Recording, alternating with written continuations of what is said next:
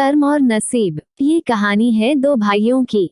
एक बड़ा भाई और एक छोटा भाई जो दोनों स्वभाव से बिल्कुल विपरीत थे।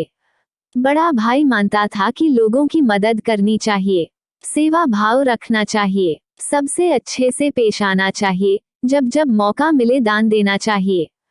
छोटा भाई मानता था कि जीवन एक ही बार मिलता है, इसलिए उसे खुलकर जीना चाहिए।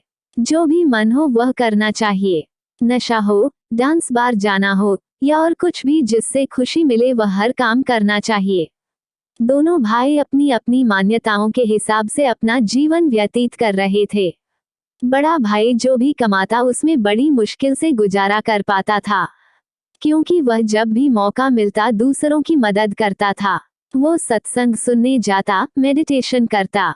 वो जितना हो सके उतना सादा जीवन जीने की कोशिश करता। छोटा भाई गलत रास्ते और गलत तरीके से ज्यादा धन कमाता और अपनी हर इच्छा पूरी करता। जितना संभव हो उतना ऐश करता। बड़ा भाई अक्सर अपने भाई को समझाने की कोशिश करता कि वो अपने जीने का तरीका बदल दे। वो जो कुछ कर रहा है वे अच्छे कर्म नहीं है। लेकिन छोटा भाई उसकी एक ना सुनता और उल्टा बड़े भाई को ही अपना जीने का तरीका बदलने के लिए कहता। वे दोनों ही एक दूसरे की बात माने बिना अपने अपने तरीके से जिंदगी जीते रहे। एक दिन बड़े भाई को घर लौटते वक्त रास्ते में चप्पल में कील घुस गई, जो चप्पल को चीरते हुए उसके पैर में घुस गई।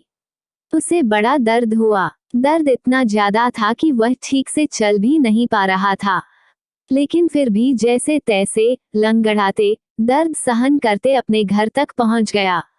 घर पहुंचने के बाद उससे बिल्कुल भी खड़ा हुआ नहीं जा रहा था। उसे बहुत प्यास लग रही थी, लेकिन दर्द इतना ज्यादा था कि वो पानी का गिलास लेने तक की हिम्मत नहीं जुटा पा रहा था। इसलिए अब बड़ा भाई छोटे भाई के आने की राह देखने लगा। थोड़ी देर बाद छोटा भाई घर आया। उसके चेहरे पर बड़ी सी मुस्कान थी, वो बहुत ज्यादा खुश लग रहा था। छोटे भाई को देखते ही बड़े भाई ने उससे पानी मांगा। छोटे भाई ने ठंडा पानी बड़े भाई को पिलाया और उसे क्या हुआ है उसके बारे में पूछा। बड़े भाई ने बताया कि उसके पैर में कील घुस गई है। छोटा भाई बड़े भाई से बोला, देखिए आप इतना सादा और सच्चाई भरा जीवन जीते हैं, बदले में आपको क्या मिला? और ये देखिए मैं कितना खुलकर जीवन जीता हूँ, इसलिए आज मुझे रास्ते में ये हीरे का हार मिला है। हमारे दोनों की परिस्थितियां ये साबित करती है कि मेरा तरीका सही है और आपका गलत। बड़ा भाई बड़ा परेशान था, फिर भी वह छोटे भाई को समझाने लगा कि नहीं, उसी का तरीका सही है।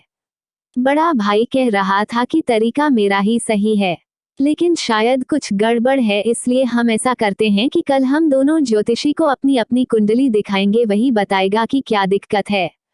वो जिस ज्योतिषी की बात कर रहे थे वो बहुत बड़ा जाना माना ज्योतिषी था। उसकी कोई भी भविष्यवाणी गलत नहीं होती थी।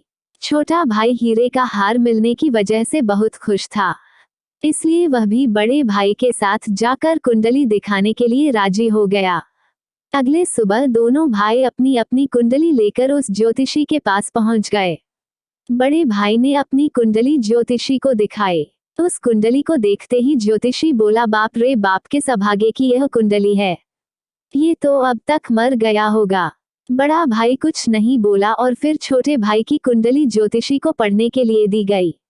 उसकी कुंडली देखते ही ज्योतिषी खुशी से बोल पड़ा, ये बहुत अच्छी कुंडली है, इसमें तो राजयोग लिखा है, यह जरूर अब तक मंत्री बन गया होगा। दोनों कुंडली दिखा देने के बाद दोनों भाइयों ने ज्योतिषी से कहा कि ये दोनों कुंडली उनकी है और आपकी भविष्यवाणी गलत है, क्योंकि न ही बड़ा भाई अब तक मरा है और न ही छोटा भाई मंत्री बना है। ज्योतिषी ने दोनों से कहा कि मैं कुंडली पढ़ने में गलत हो ही नहीं सकता। हाँ, अगर तुम्हारे कर्म कुछ ऐसे हो तो तुम्हारी कुंडली में लिखा बदल जरूर सकता है। ज्योतिषी ने पहले बड़े भाई से और बाद में छोटे भाई से उनके जीवन जीने का तरीका और वह कैसे कर्म करते हैं उसके बारे में विगत से जाना। ज्योतिषी ने दोनों को समझाते हुए कहा कि मेरी पढ़ी हुई कुंडली गलत नहीं है, ये बड़े भाई के अच्छे कर्म है जिसने उसको कुंडली में लिखे मौत की जगह सिर्फ एक कील का दर्द दिया, और दूसरी तरफ छोटे भाई के बुरे कर्म है जिसकी वजह से उसका राजयोग चला गया और उसे सिर्फ एक छोटा सा हीरे का हार मिला जिसे जल्द ही बेचकर खत्म कर देगा। दोस्तों, छोटी सी ये प्रेरक कहानी हमें वही सदियों पुरानी बात याद दिलाती है कि जैसे कर्म होंगे वैसे ही फल होंगे। अगर हमारा वर्तमान अच्छा या बुरा है तो वह हमारे पहले पुराने कर्मों की वजह से है, और हमारा भविष्य अच्छा या बुरा होगा वह हमारे वर्तमान के कर्मों के हिसाब से होगा। इसलिए हमेशा ध्यान रखें कि अच्छे कर्म करना ना छोड़े।